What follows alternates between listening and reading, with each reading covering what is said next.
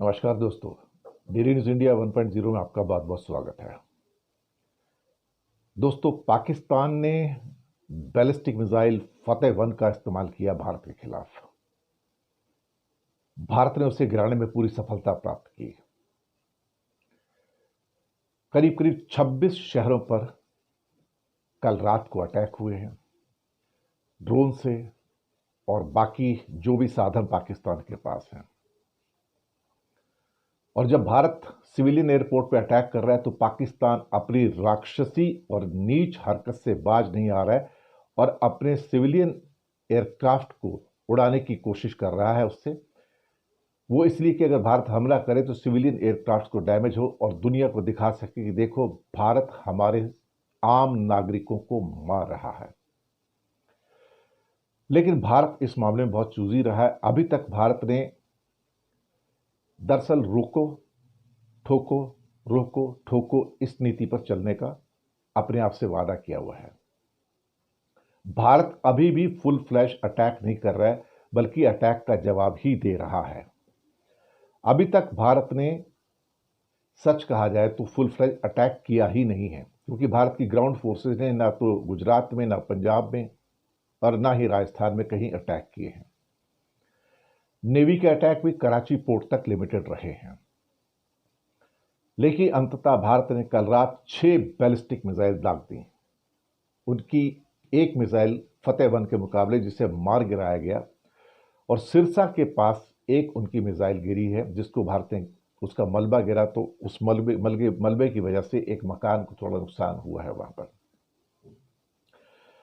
पाकिस्तान के 4 एयरबेसेस के पास बहुत बड़े धमाके हुए हैं कि भारत ने 6 बैलिस्टिक मिसाइल दागी हैं, और ये कहना है पाकिस्तान के स्पोक्स पर्सन का भी। हालांकि जब भारत की प्रेस कॉन्फ्रेंस आएगी तो उसमें बताया जाएगा कि क्या क्या हुआ है। और अब हम उस लेवल पर आ गए हैं कि जहां पर अब ये फुल फ्लेज्ड वॉर होगी। भारतीय मिसाइलों की ओर से जो रावलपिंडी, मुरीद, चक्रवाल, सौरकोट और नूर खान जो एयरबेस है उसको चोट पहुंचाएगी काफी हद तक। अब ये मिसाइलें भारत ने कहां से दागी हमें नहीं पता, लेकिन भारत ने अब जवाब देना शुरू कर दिया है।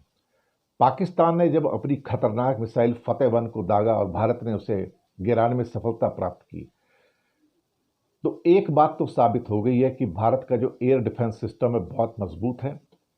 Zu-23 और L-70 के द्वारा सभी ड्रोन्स को सब जगह गिराया जा रहा है। कोई ड्रोन नीचे उतरकर कामयाब नहीं हो पा रहा है।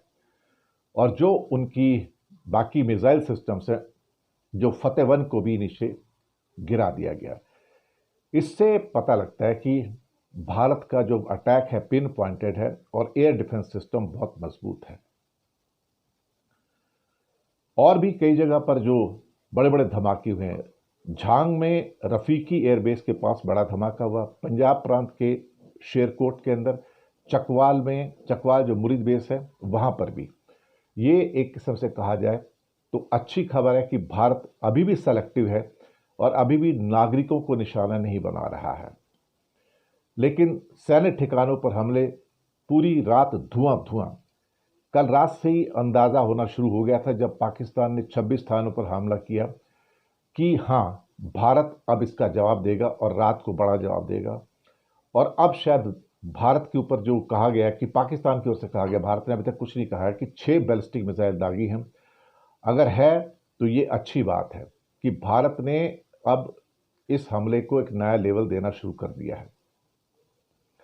पाकिस्तान तो अपना एयर स्पेस अभी भी खुला रख रहा है और अपनी पैसेंजर फ्लाइटों को हमले के दौरान उड़ा रहा है, ताकि भारत के ऊपर इल्ज़ाम लगाया जाए कि भारत जो है एक किस्म से रॉक कंट्री के रूप में दिखाया जा सके कि देखो, हमारे नागरिकों को दरअसल वो निशाना बनाया जाए। लेकिन भारत बहुत सफलतापूर्ण उसको अवॉइड कर रहा है।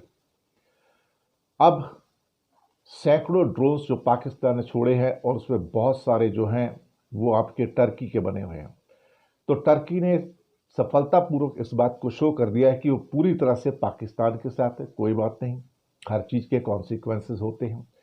लेकिन रात को इंटरनेशनल मॉनेटरी फंड ने भी पाकिस्तान को $1 बिलियन का फंडिंग दे दिया। भारत ने उसका बहुत विरोध किया, उसके बावजूद अमेरिका के द्वारा कंट्रोल्ड आईएमएफ ने पाकिस्तान को फंडिंग दिया। हमें इस बात को समझना होगा कि अल्टीमेटली पाकिस्तान को अभी भी अमेरिका सपोर्ट कर रहा है, अदरवाइज उसकी आईएमएफ की फंडिंग को रोक सकता था, इसका भारत ने पूरा पूरा विरोध किया। लेकिन दुनिया में बहुत सारे देश और जो भी आईएमएफ के जो मेंबर थे वो पूरी तरह से भारत को छोड़ के या कोई एक आधे को छोड़ के पाकिस्तान को लोन देने के पक्ष में नजर आए। ये एक किस्म से खतरनाक ट्रेंड है कि बहुत सारे देशों का अभी भी पाकिस्तान से उनके आतंकवादी देश होने के बावजूद उनका प्रेम कम नहीं होता और उसको फंडिंग देते हैं। भारत ने कहा भी कि फंडिंग का उपयोग अल्टीमेटली कहां हो सकता है, सबको पता है कहां हो सकता है। इसका फंडिंग का उपयोग इमीडिएट सेंस में वॉर के अंदर हो सकता है, उसकी पेमेंट के अंदर हो सकता है।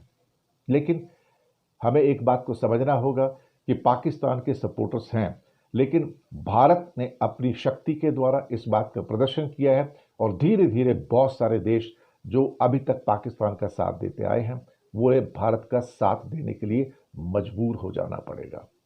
अभी के लिए इतना ही, और फिर उसके बाद हम आपके सामने और जो बुलेटिन लेके आए हैं आपको जो भी हालात होंगे वो पेश करेंगे। शुक्रिया आपका।